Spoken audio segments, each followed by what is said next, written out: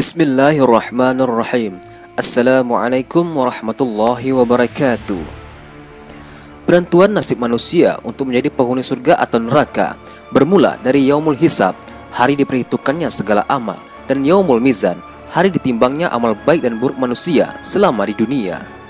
Surga dan neraka akan ditentukan dari hasil timbangan tersebut. Al-Mizan akan memberikan jawaban atas pertanyaan, apakah amal seorang hamba lebih berat, amal kebaikan atau amal keburukan. Ahlus Sunnah meyakini tentang ditegakkannya Al-Mizan dan dibukanya catatan-catatan amal. Menurut bahasa, mizan berarti alat yang digunakan untuk mengukur sesuatu berdasarkan berat dan ringan. Sedangkan menurut istilah, mizan adalah sesuatu yang Allah Azza wa Jalla letakkan pada hari kiamat untuk menimbang amal hambanya, sebagaimana yang telah ditunjukkan oleh Al-Quran, Sunnah, dan ijma' salafus saleh. Barang siapa berat timbangan kebaikannya, maka mereka itulah orang-orang yang beruntung. Barang siapa ringan timbangan kebaikannya, maka mereka itulah orang-orang yang merugikan dirinya sendiri. Mereka kekal di dalam neraka jahanam. Ternyata di sisi lain, ada pihak yang sedang harap-harap cemas, yakni mereka yang kelak akan menempati suatu tempat tinggi yang lokasinya berada di antara surga dan neraka. Ya, inilah tempat yang dimaksud dengan tembok Al-A'raf. Al-Raf adalah jamak dari ruf yang secara bahasa berarti tempat yang tinggi. Allah Subhanahu wa Ta'ala pun menempatkan nama Al-A'raf sebagai nama surat ke-7 dalam Al-Quran. Namun, kali ini kita akan membahas misteri tembok dan penghuni Al-A'raf. Al-A'raf diterangkan langsung oleh Allah Subhanahu wa Ta'ala sebagaimana yang tertuang di dalam firman-Nya. Dan di antara keduanya, surga dan neraka, ada batas. Dan di atas Al-A'raf itu ada orang-orang yang mengenal masing-masing dari dua golongan itu dengan tanda-tanda mereka. Dan mereka menyuruh penduduk surga, Assalamualaikum. Mereka belum lagi memasukinya, sedangkan mereka ingin segera memasukinya. Dan apabila pandangan mereka dialihkan ke arah penghuni neraka, mereka berkata, Ya Tuhan kami, janganlah Engkau tempatkan kami bersama orang-orang yang zalim itu. Tembok Al-A'raf merupakan tembok tinggi, pembatas antara surga dan neraka.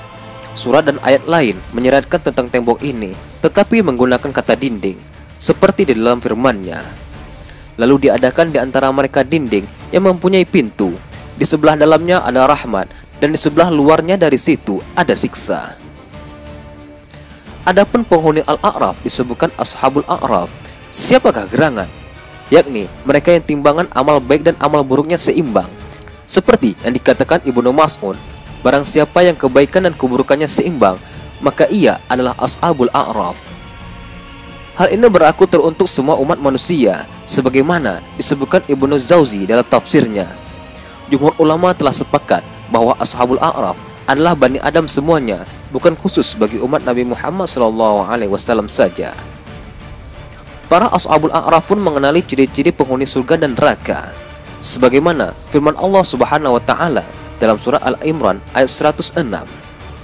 Pada hari yang di waktu itu ada muka yang putih berseri dan ada pula muka yang hitam muram. Ya, untuk sementara waktu nasib mereka terkatung-katung, tidak tentu arah. Mereka hanya bisa memandangi kenikmatan surga dan para penghuni di dalamnya. Begitupun saat pandangan mereka dialihkan ke neraka, hanya doa yang bisa terpanjatkan agar terhindar dari siksa pedihnya. Imam At-Tabrani meriwayatkan bahwa Ibnu Abbas radhiyallahu anhu berkata, orang-orang yang berlomba dalam kebajikan memasuki surga dengan tanpa hisab. Orang yang pertengahan memasuki surga dengan rahmat Allah, dan juga orang yang menzalimi diri mereka sendiri. Adapun Ashabul A'raf, mereka masuk surga dengan syafaat dari Nabi Muhammad SAW. Sekarang, adakah perbuatan kita yang bisa menambah timbangan amal di akhir kelak? Jawabannya ada. Di antaranya, seperti yang dijelaskan di beberapa hadis Abu Hurairah radhiyallahu anhu, ia berkata, Rasulullah SAW bersabda, dua kalimat yang ringan untuk diucapkan, tapi berat dalam timbangan dan disukai oleh Allah Ar-Rahman, yaitu Subhanallah wa bihamdihi, Subhanallahil azim. Dari Abu Malik Al-Haris bin Ashim Al-Ash'ari, ia berkata, Rasulullah SAW bersabda, bersuci adalah sebagian dari iman. Alhamdulillah memenuhi timbangan. Subhanallah walhamdulillah, keduanya memenuhi di antara langit dan bumi. Salat adalah cahaya, sedekah adalah petunjuk, sabar adalah sinar, dan Al-Quran adalah hujjah bagimu. Setiap manusia melakukan perbuatan, ada yang menjual dirinya, kemudian memerdekakannya atau membinasakannya. Disebut juga di dalam hadis riwayat Muslim, An-Nasa'i dan Ibnu Majah bahwa tasbih dan takbir memenuhi langit dan bumi. Ditegaskan pula dalam hadis Ali bin Abi Thalib radhiyallahu anhu, Abu Hurairah radhiyallahu anhu, dan Abdullah bin Amr radhiyallahu anhu bahwa tasbih adalah separuh timbangan dan alhamdulillah memenuhi timbangan. Berkaca dari hadis-hadis di atas, kalimat zikir seperti subhanallah, walhamdulillah, wala ilaha illallah, dan Allahu akbar ternyata akan menambah juga timbangan kebaikan. Zikir-zikir tersebut merupakan zikir mutlak, artinya tidak ditentukan oleh Al-Quran dan Sunnah kapan waktunya dibaca, sehingga siapapun boleh membaca zikir tersebut setiap waktu. Hai orang-orang yang beriman, berzikirlah kepada Allah dengan zikir yang sebanyak-banyaknya, dan bertasbihlah kepadanya pada waktu pagi dan petang.